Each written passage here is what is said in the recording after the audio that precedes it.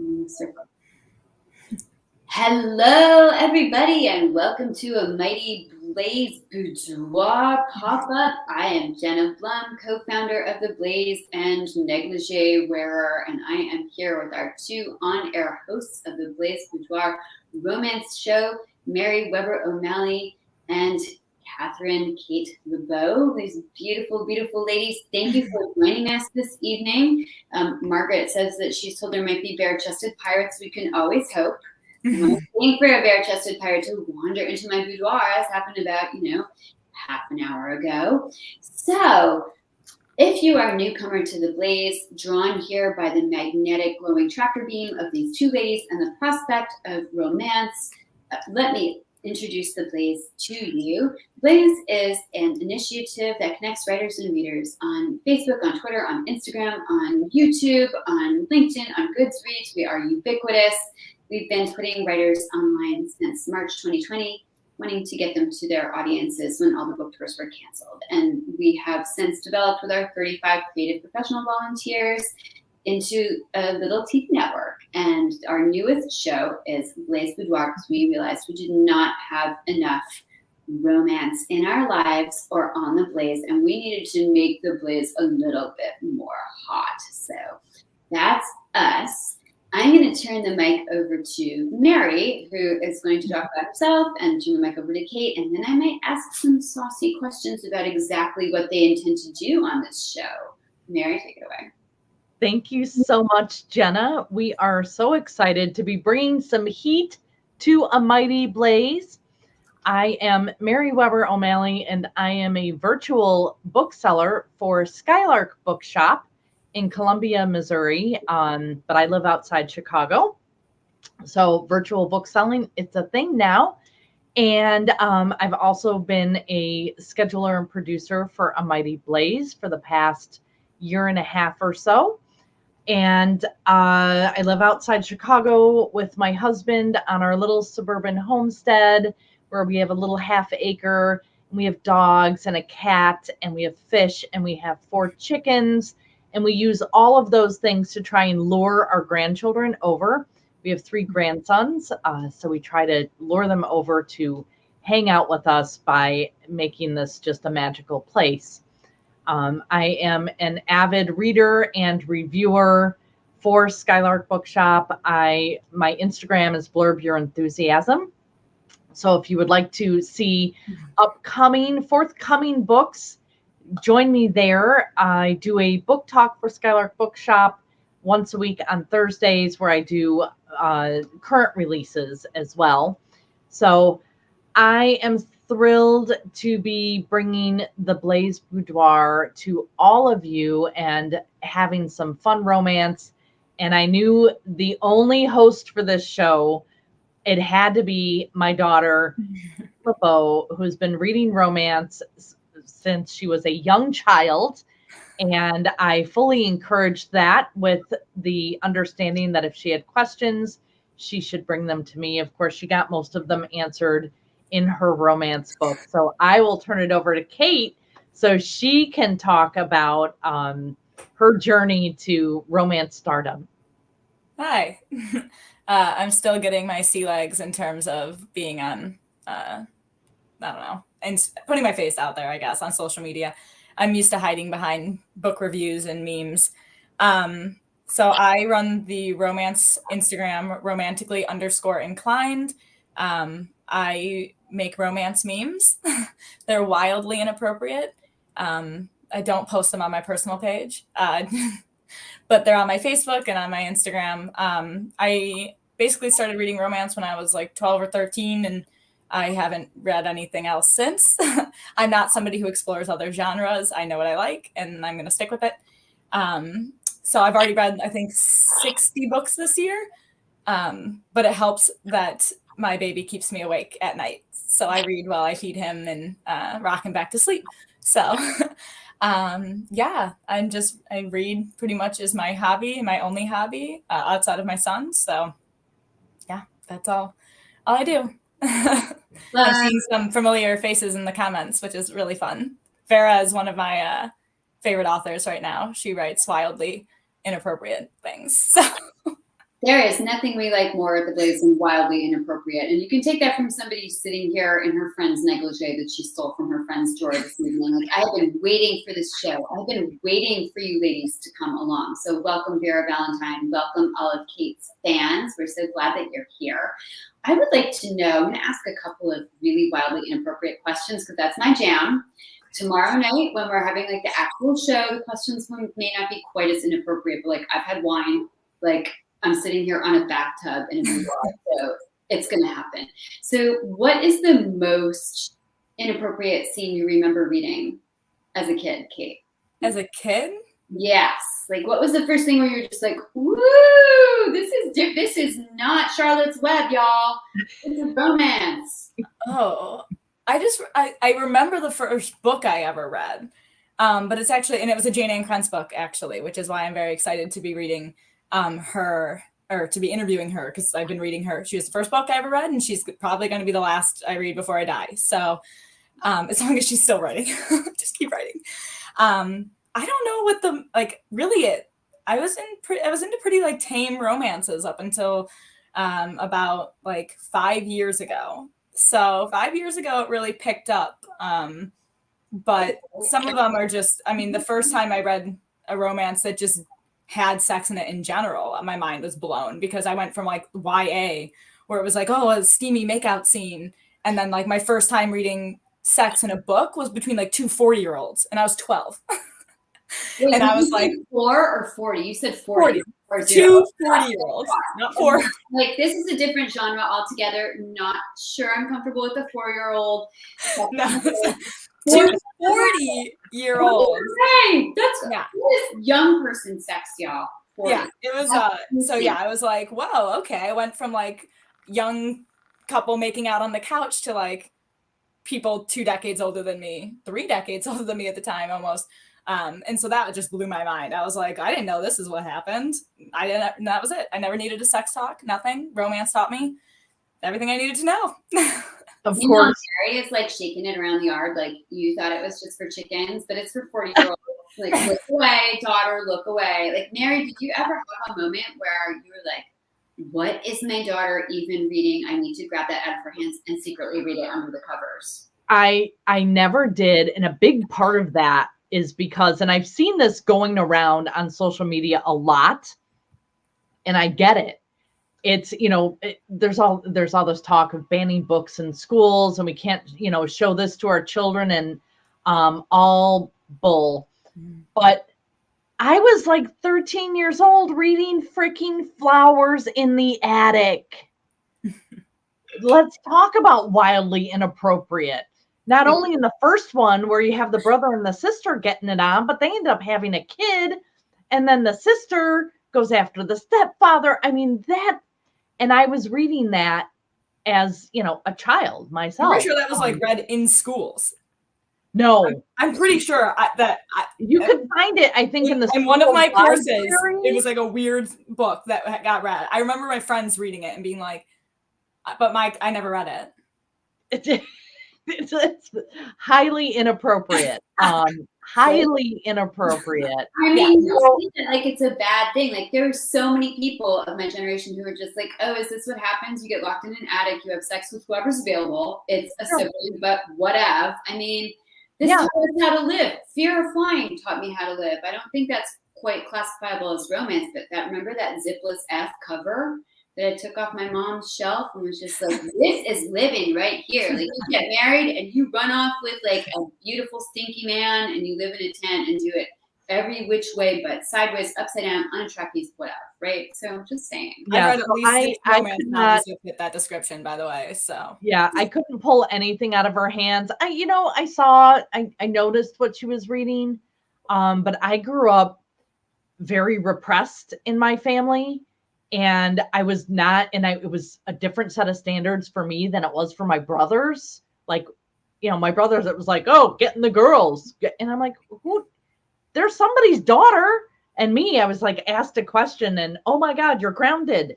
So I swore I was watching Blue Lagoon at 10 was what sent me into a tailspin. That's another one. That's another one. Claim that prepubescent sexuality. So yeah, I let Kate just take it and run with it and just, go. And if she had questions, she knew she could come to me. Obviously she has a baby now. She didn't need to come to me. She figured things out on her own. And we're back to pirates. Arr. This whole conversation is rated R.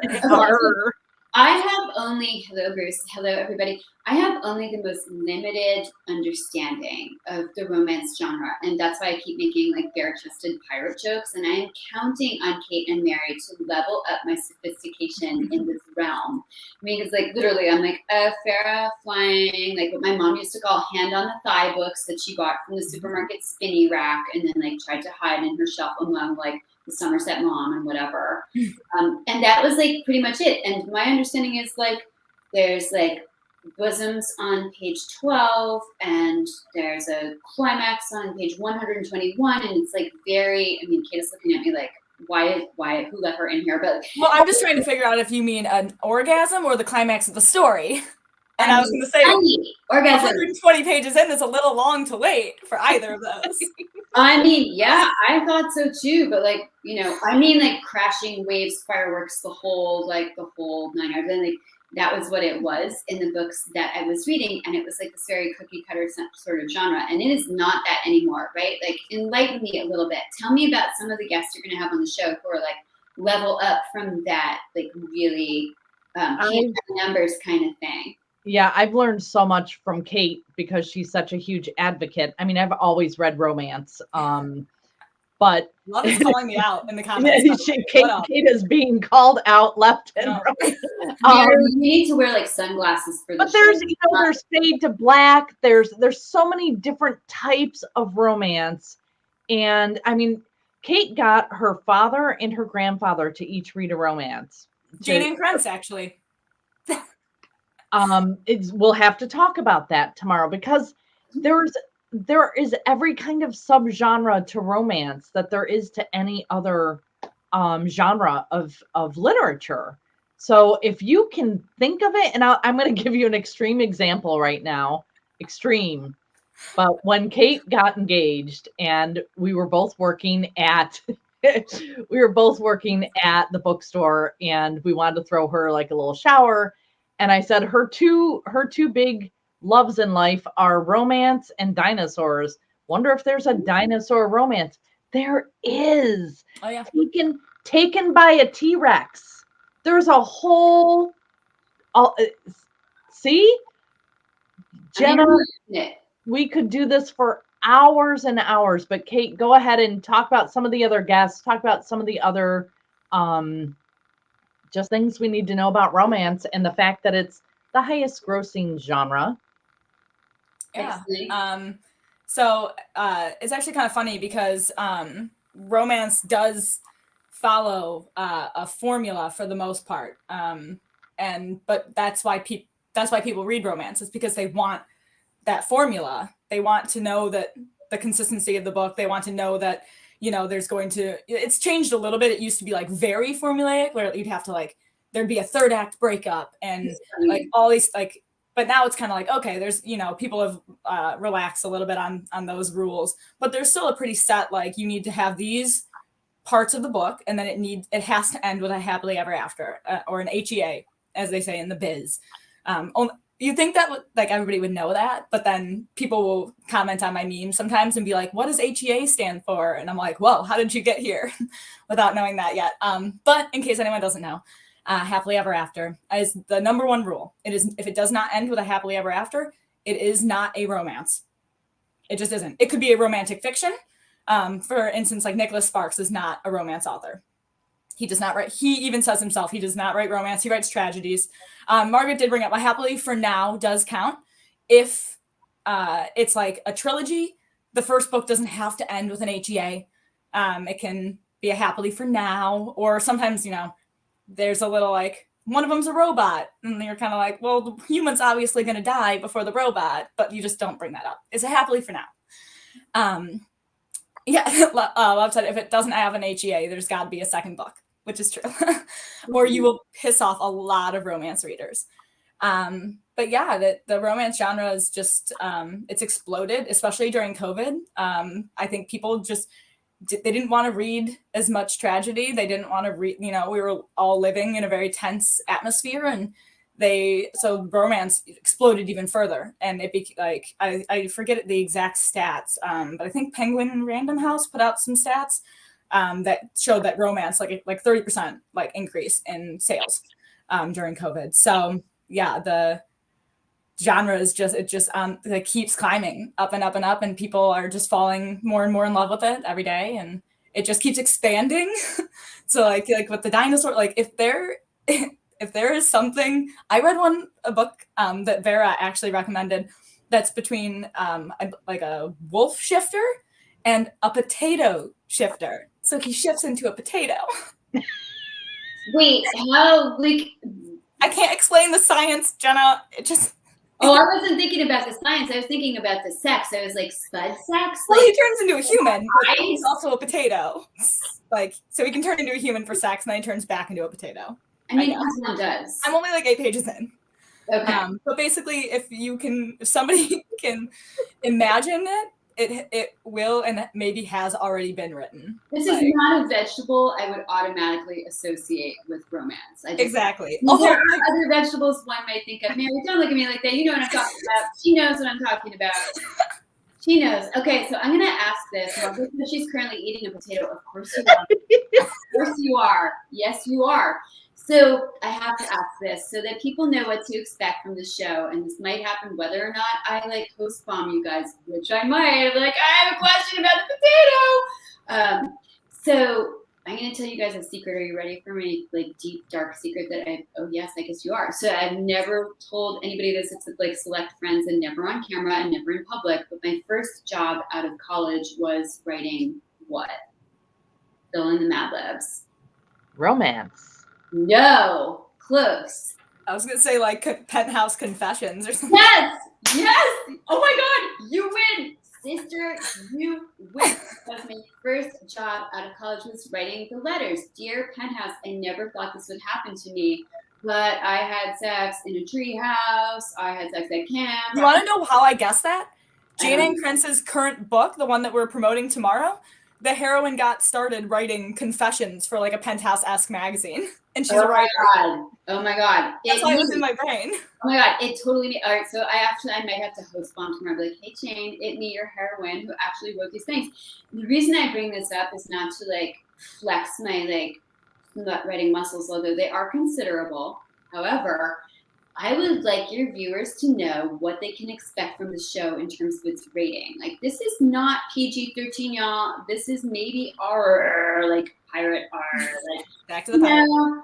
Dude, tell us how comfortable you are talking about parts and shit and potato sacks, and you gotta bring this heat, right? Yeah. No, I mean, if you're on my Instagram, I definitely do not hold back whatsoever with what I post. I'm just praying that the meta overlords do not delete my account because of the things that I am posting. Yeah, it's going to, I'll tone it down a little bit because I don't want to get us banned on Facebook.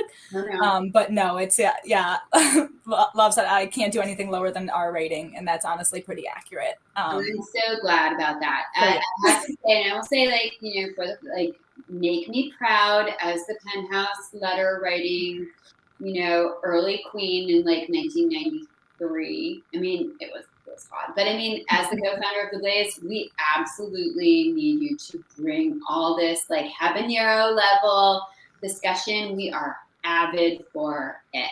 And tell your viewers, tell us about JAYNE ANN KRENTZ tomorrow night. Tell us what your hopes and dreams are for this episode and some of the guests you'll have on. Yeah, my hopes and dreams are that I don't fangirl and embarrass myself. That's my hope. Because interviewing JAYNE ANN KRENTZ is my dream. So I just, I love her writing because her heroines are feminist. Her heroes, it's not just the hero swooping in to save the heroine. They're always, at least since like 2001, her books, because she started writing in 1979. And those books were like the original Bodice Ripper-esque books. But, you know, in her later books, they work together to solve what they're all romantic suspense, so to solve whatever crime. And I love that the heroines and heroes are always older. They're always in their 30s and 40s, which is like a little, well, that's old for the romance genre, honestly. Usually heroines are like a really crisp, clean 21, so she can drink, and the hero's like 46. Oof, all But right. it's not as common to have a heroine in her 30s. So I don't know how old her heroines are. She doesn't usually mention age. You just know that anymore, but you usually know they're a little bit older, which is really refreshing in the romance genre, honestly. They're like it means that, you know, the characters are more mature. There's not going to be those like miscommunication is a huge trope in the romance genre. And I personally love it, but I know a lot of people hate it. And Jane Ann Krentz does not rely on miscommunication to move her plot forward. I think that's what's awesome about romantic suspense that she writes. Pretty much every one of her books is like paranormal romantic suspense, historical romantic suspense, or contemporary romantic suspense. And I think that's what's fun about her writing is like they work together. The hero and the heroine work together always.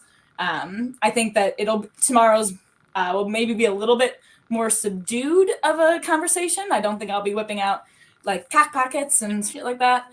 My followers will find that funny. But wait till we have Tessa Bailey, who will be joining us, and she writes absolute pure delicious filth. So that will be a really fun conversation. I'm there for that.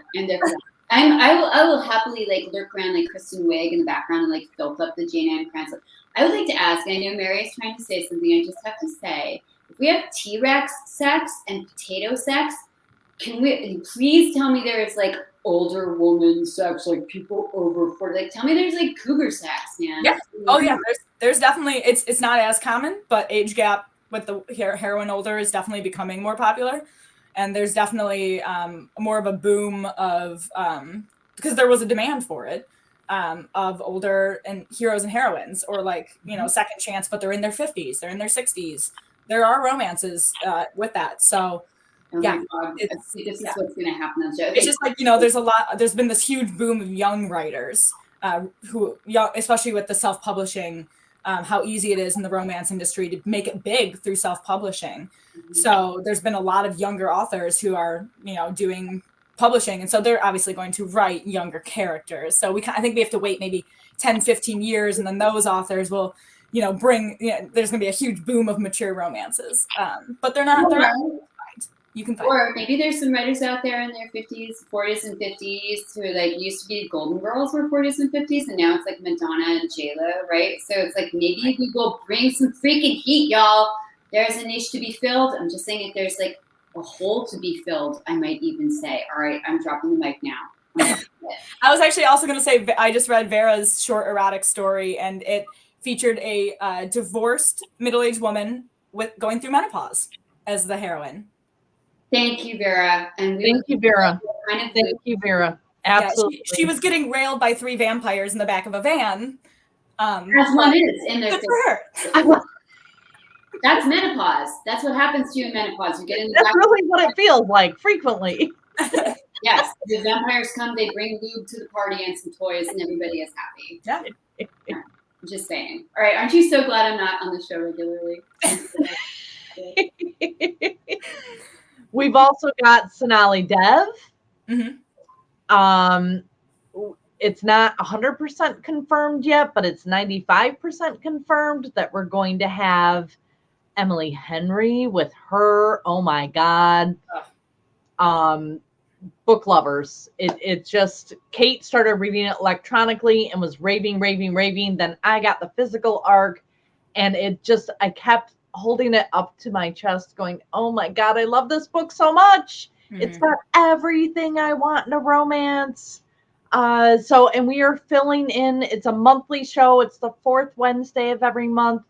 You know, we're almost through the year with our guests already. And I have a feeling that, you know, we could probably talk about this almost every night, or at least every week. Yeah, I talk about like every night in my Instagram stories. So now I'm just getting an even wider yes audience, forcing everyone to listen. So I love it. I love it. I'm so glad that you have joined our fam as our romantically inclined romance host, and Mary, who's been a part of the fam all along. It's like you guys are both bringing the heat. I totally love it. Do you have any last thing to say to your viewers for tomorrow night before we all go and like take a cold shower? Gosh, just tune in. We have no idea where these conversations will go. We have no idea what tropes and what paths we're gonna, be heading down. So tune in to find out.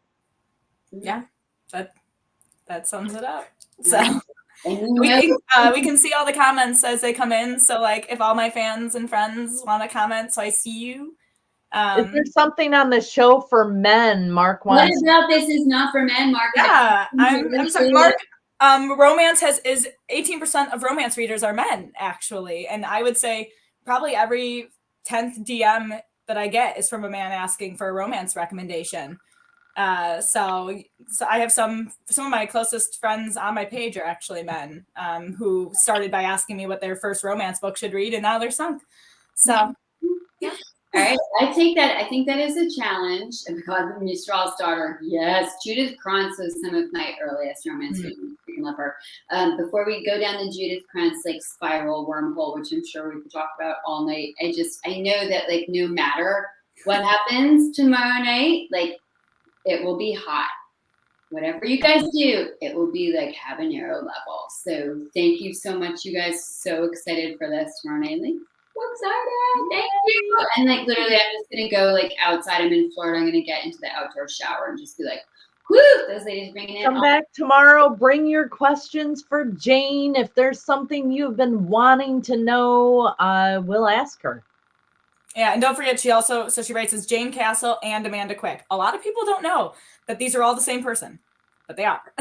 She has 7 pen names total. So, yeah. So excited about this. All right, well, we'll see you all tomorrow. I will be watching in my negligee with my drink and just getting my heat on. So join us back to the Blaze tomorrow night, 9 p.m. Eastern, 8 p.m. Central, after dark. Thank you, guys. We're excited. Bye, Blaze Nation.